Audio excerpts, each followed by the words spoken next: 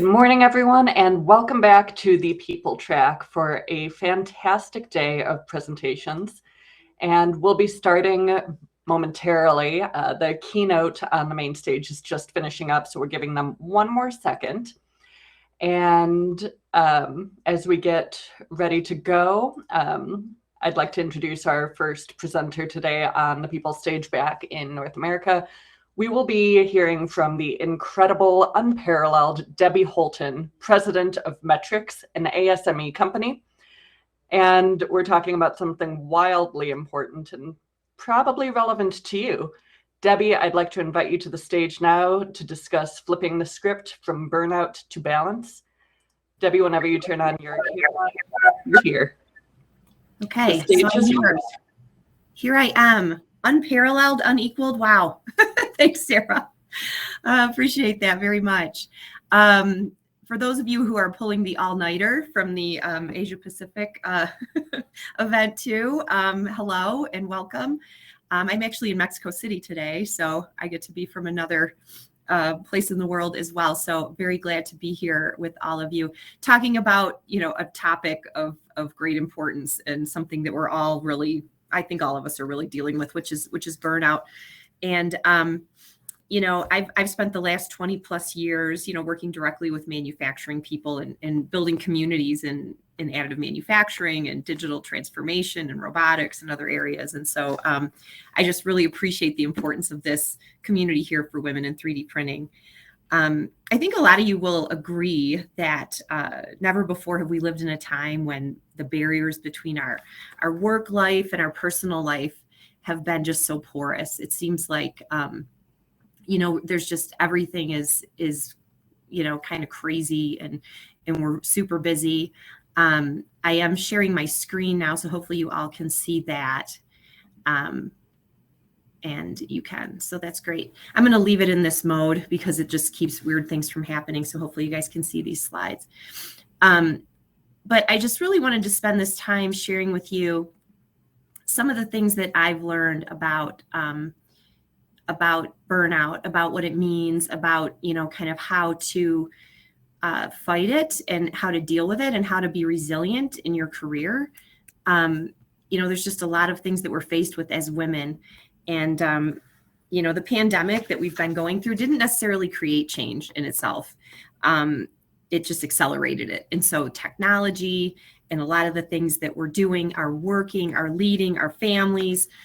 Yes, we all should have bought stock in Zoom. Absolutely, no doubt.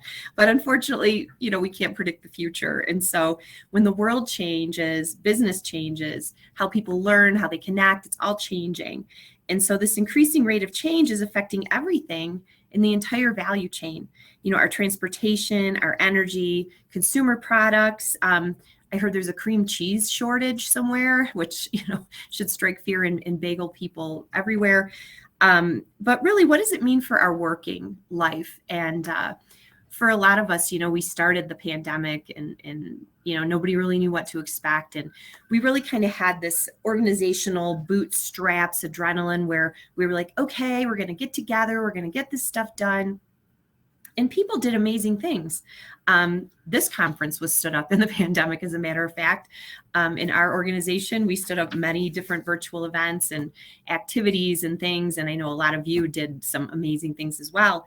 But, it's really no surprise that after the 20-something month of barking dogs and kids sitting at the table with you while you're working, days and days on screens, your kids are in virtual school, maybe they're at home, maybe they're back at school.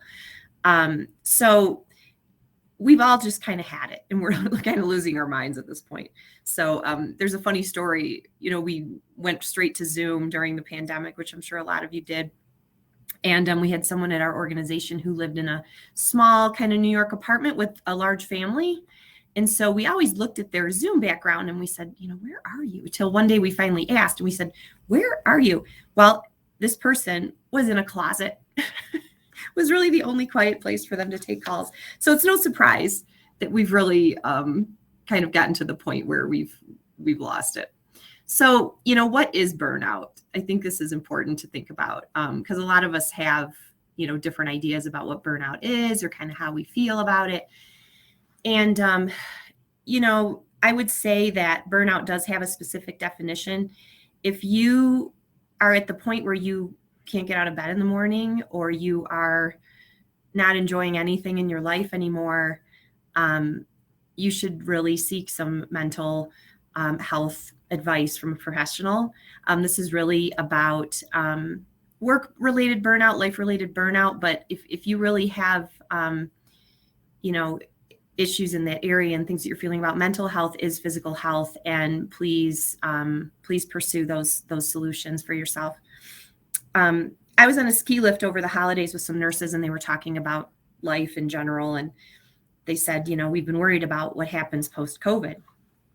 And they said, but, I think we don't have to worry about that anymore, because there is no post-COVID. And I think for a lot of us, we're kind of in this endemic, depending on who you listen to. I think Spain has declared it an endemic. But this new not normal that's come upon us and our colleagues, and especially women, it's real. And according to the Mayo Clinic, which, we love the Mayo Clinic, we love Amy Alexander and Dr. J.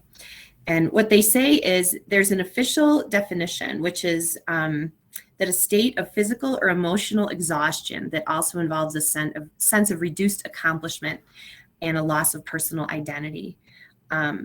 The original work on burnout dates back to the 1970s by a fellow, Herbert Freudenberger, who sounds surprisingly like a character from Futurama, for those of you who watch that.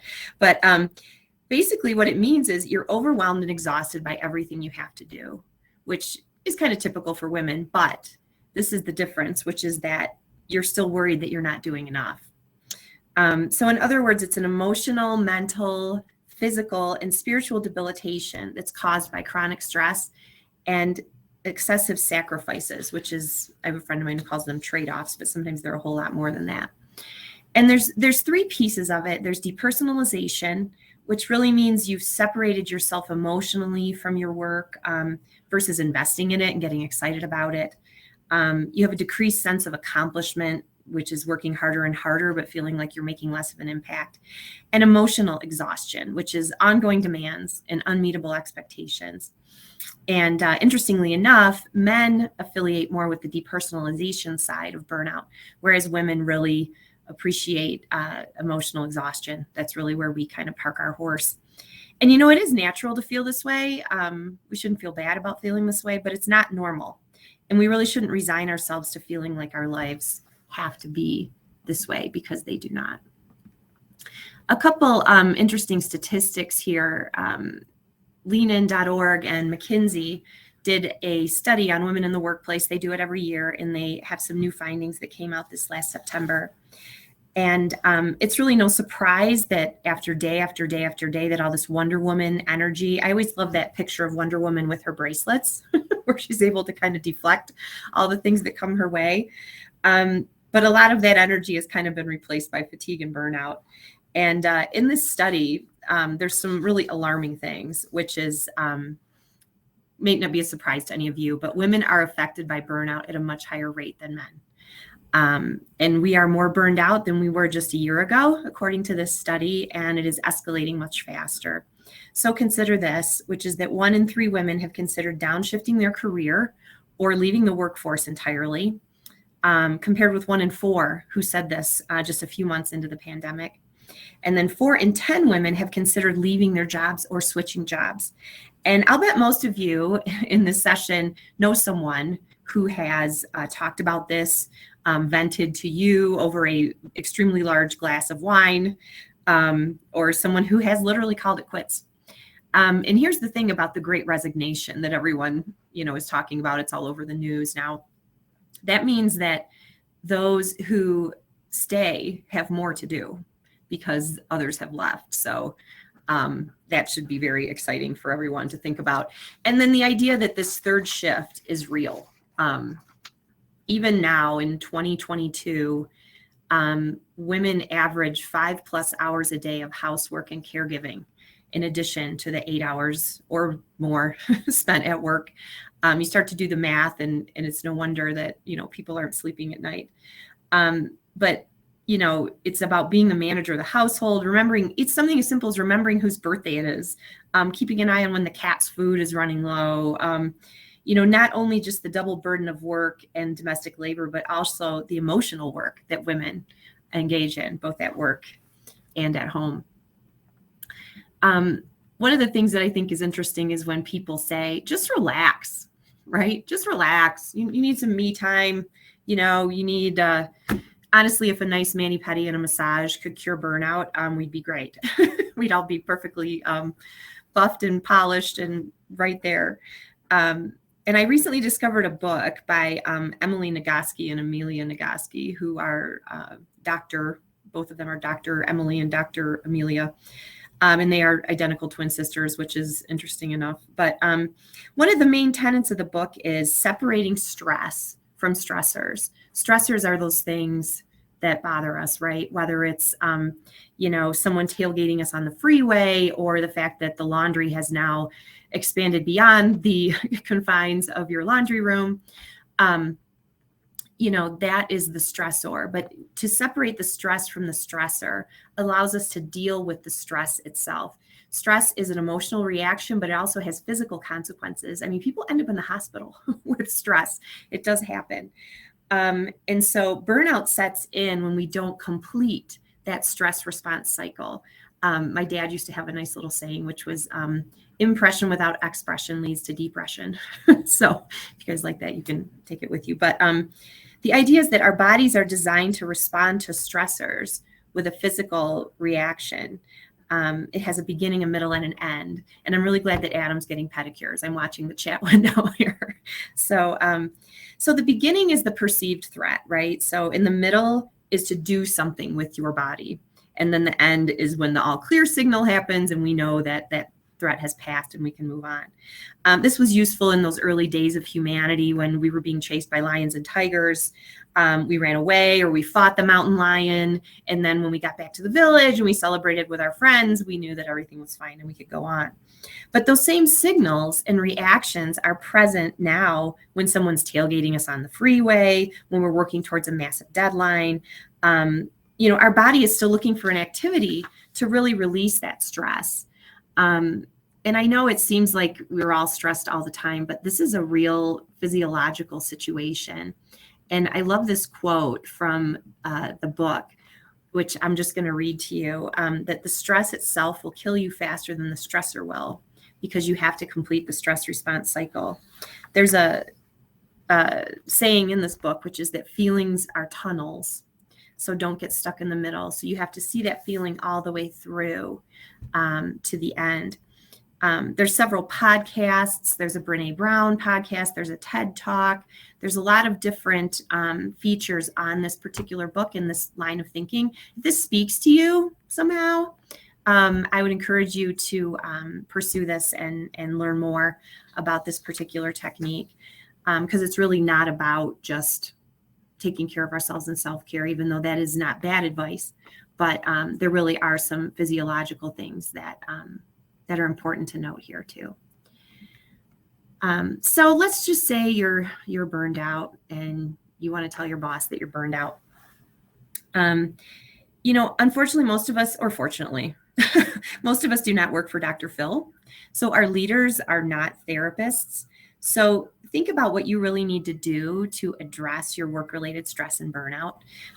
Is it a leave of absence? Is it coaching or training? Do you need it within the realm of work, or do you need it within your life at large?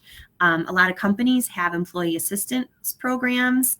A pandemic puppy is very helpful to release stress. I like that too. I love my dog. He always lowers my blood pressure.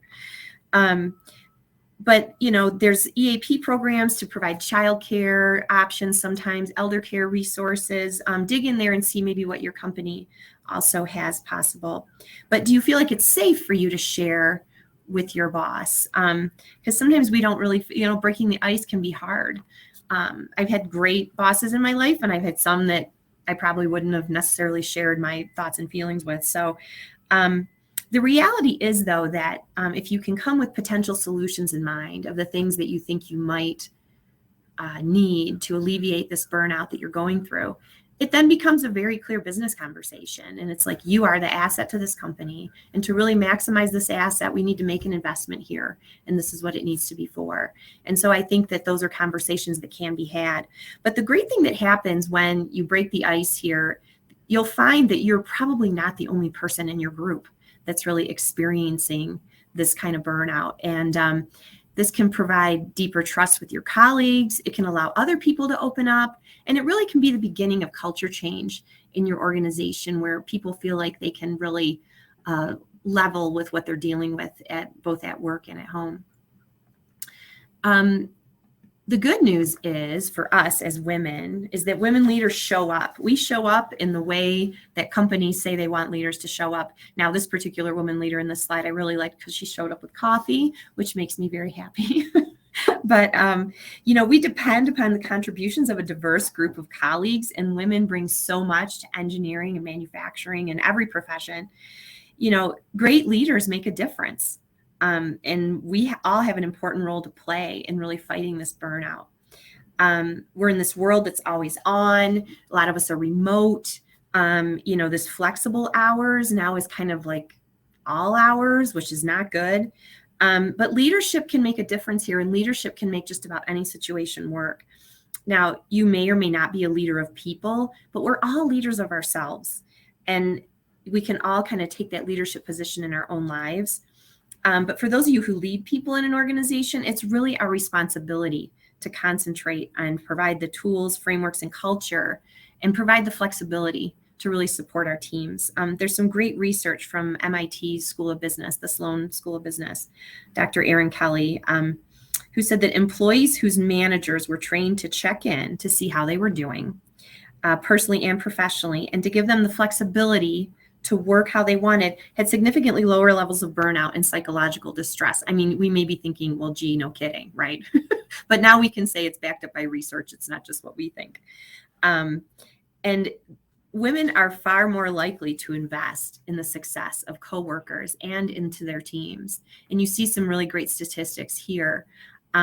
Both Fast Company had a study, and the McKinsey LeanIn.org study reinforced this, that despite our own increasing levels of burnout, that the research indicates that we as women take a lot more action to fight burnout, managing workloads, supporting diversity, equity, and inclusion efforts, taking extra time in our workday to do these things along with the work that we've been given.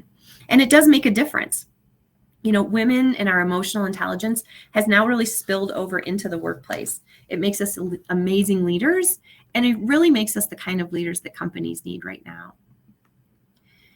So here's the good piece of it, right? So this is a competitive edge for a company, is building this positive morale. And as women, we excel at acknowledging people's emotional and physical needs. And, this really makes sense. But here's the thing. And we say this in manufacturing all the time. If you can't measure it, you can't make it. So companies say that this is extremely important. 9 out of 10 companies said this is critical. We must support employee well-being, right? But only 25% of those in the LeanIn.org study actually recognize it and reward it. So if things are not being measured, if things are not being recognized, they're not going to be happening in a company. They're just not going to be. For years, we called things soft skills. These are the essential, foundational, fundamental skills of leading an organization and working with people every day. And when we overlook this important work of well-being and DEI, it hurts women who are investing their time and energy in these priorities, and it hurts companies. And it really affects everyone because it's difficult to make progress on these things that aren't seen as important. So senior leadership really needs to challenge managers to do more to alleviate this stress and exhaustion and reward it when it's being done. Investing in DEI in a meaningful way. And all of us need to be contributing to this positive culture because respect and recognition really speak volumes and they have tangible impact. We need to be contributing to a culture where all employees feel comfortable in bringing their unique ideas, perspectives, and experiences to the table. It's where everyone really excels. People managers especially need to be supported in their work, and they need the tools and the frameworks to support their teams. Another idea that I came across is this idea of team interventions. And it's really not necessarily about substance abuse, although some of us may have watched those shows, or trying to keep your friend from marrying the wrong person. It's a different kind of team intervention where everyone can kind of sit down as a team, talk through the stress that people are experiencing, and try to envision where the team could go if they let go of things like meetings all the time, check-ins all the time. Everybody's got to be everywhere all the time. Some of these demands that we've put on ourselves in this Zoom culture that we kind of live in, and work together to really, kind of define these things as a team. Another really important piece to consider is setting boundaries. I don't know if any of you have watched Emily in Paris. It's some real trashy television, I'm just going to say, but it's interesting. And so it's this young professional woman who's spending a year in Paris for her company. And thanks, Dana, if you like Emily in Paris. But I found this out that way. You would think I did some research, but it's actually illegal in France to call employees on the weekend, just so you know. This is something that really has, I'm not saying we should create laws in this way, but it really has, made this aware that you need to really look at negotiating real policies that limit the spillover of work into employees' private lives. Like I was saying earlier, this boundaries between our personal life and our work life are really very fluid now. And unfortunately, a lot of the onus is being put on employees to set their own boundaries. And I would encourage you to do that for sure. But, we also need to see a shift where companies are really taking more of the ownership to figure out those boundaries, establishing company-wide norms. One of the things that I find myself doing is I'll sit at night and kind of clean out my inbox and do some different things. And I've tried to remember to use the delay send feature so that my team is not getting emails at 10 o'clock at night, just because that works for me and feeling like they need to respond to that. I know a lot of us, especially earlier in our careers and even now, when you're in a company, you're really looking for what are those unwritten rules. Like, I know that I don't have to respond to this email, but are you really wanting me to respond to this email? And so people respond to the emails. And I found my own team responding to emails at 10:30 at night. I'm like, oh my God, no, please, no, don't feel like you have to respond to this.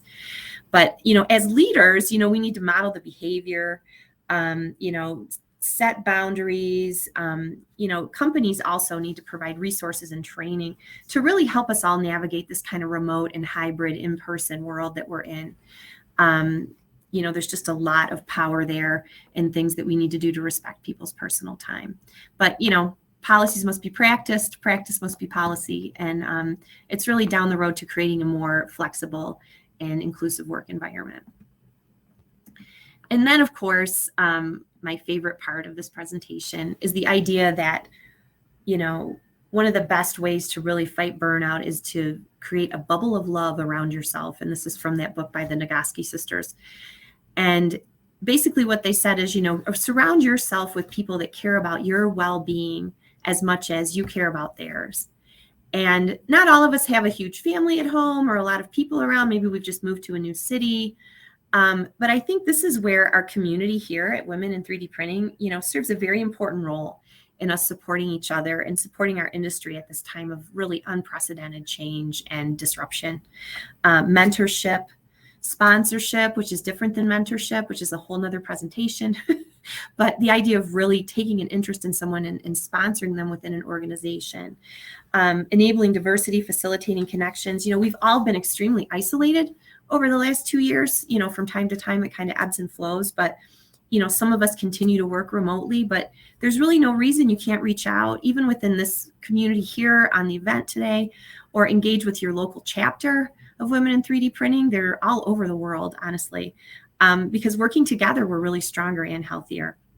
One of the incredible things about this industry and the Women in 3D Printing community, and you'll see some other groups noted there too, Women in Manufacturing, ASME has a group, Women in Standards and Certification, is that there's so many amazing people that are willing to share their knowledge and their expertise and their failures and things they need help with. Society of Women Engineers, SWE, is another great one. Thanks, Laura, for that. And that we can advance this industry together. And I think so many of you would agree that this type of connectivity is really what makes us special. It's what we love about coming to these events and seeing each other. And we're all working to build a better future for people everywhere. And I think there's just so much more that we can do together. And there's a lot of groups being populated in the chat. So everybody make sure that you find the group that works for you in your area. There's a lot of options for us. And so I love this picture because I feel like as women, we are just resilient. We are the resilient ones. And there's so much power in people coming together, and there's power in women coming together. And I would just encourage you to invest in yourself, look into some of these things that I've talked about today. Feel free to reach out to me. And I would say too, that sometimes burnout does come from just a root cause of a misalignment with your work and what your purpose in life really is. I know Laura Lynn's on this session. I saw her in the room, and she always says that the things that she's doing in her career are, it's her life's work. It's really the most important thing to her. It's bringing people together around advancing technology, especially in the medical space, where you can see the transformative power of it. And I just think that there's so many things that we can do to align the work that we do every day with the things that we're able to do in our work and our home and our lives. So I thank you for this opportunity to share with you some thoughts and some things that I've pulled together for you. There's sources here, including Harvard Business, Wall Street Journal, Fast Company. I encourage you to download the McKinseyLeanin.org study. There's something in there also called the Broken Rung, which is a whole nother thing about female advancement. I mean, the good news is that we are filling the ranks of upper management, but we just have to continue to keep doing that. So I'm able to take some questions. I see there's a couple things in the Q&A. Okay. Okay. Can I take these questions, Sarah, or you want to do? No, I was going to help you with the questions, but if you've got them. Awesome. Awesome. Okay. Well, one of them is imposter syndrome, which there's a great, it says, how does imposter syndrome play into burnout? And there's something that I just really want to say about imposter syndrome. There's another great podcast out there from some folks, two women who've done some research. One of them is from the University of Michigan, go blue anyway, but where they have said imposter syndrome is not just female. Imposter syndrome is across all genders. And it's really about this idea of not feeling confident in the things that your role is in your job, or you feel like you're really not equipped. I mean, let's be honest. Most of us are not equipped fully for everything that we have to face on a daily basis. But I would encourage you to look more into imposter syndrome. There's a great podcast about it, and it really has some great tips and information in it. I wish I knew the name of the people off the top of my head, but it's on Brene Brown's podcast that she does, which I would really recommend. The stages of the stress cycle and what does it mean to complete it? Well, the idea of the stress cycle when you're kind of in that beginning phase is when the stressor is identified. So that's when you're like, okay, the hippopotamus is now chasing me.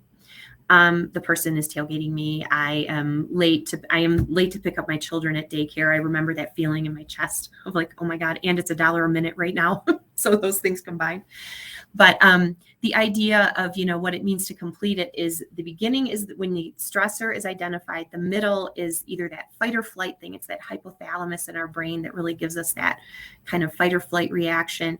And this is the place where there needs to be some kind of physical activity, whether it's just getting up and out of your house and walking around the block for a minute, or it's, maybe you need to go do a triathlon, whatever's on your schedule, but the idea is that once that physical reaction is realized, that then we can get to the end, which is the end of the tunnel, and the all clear signal comes through.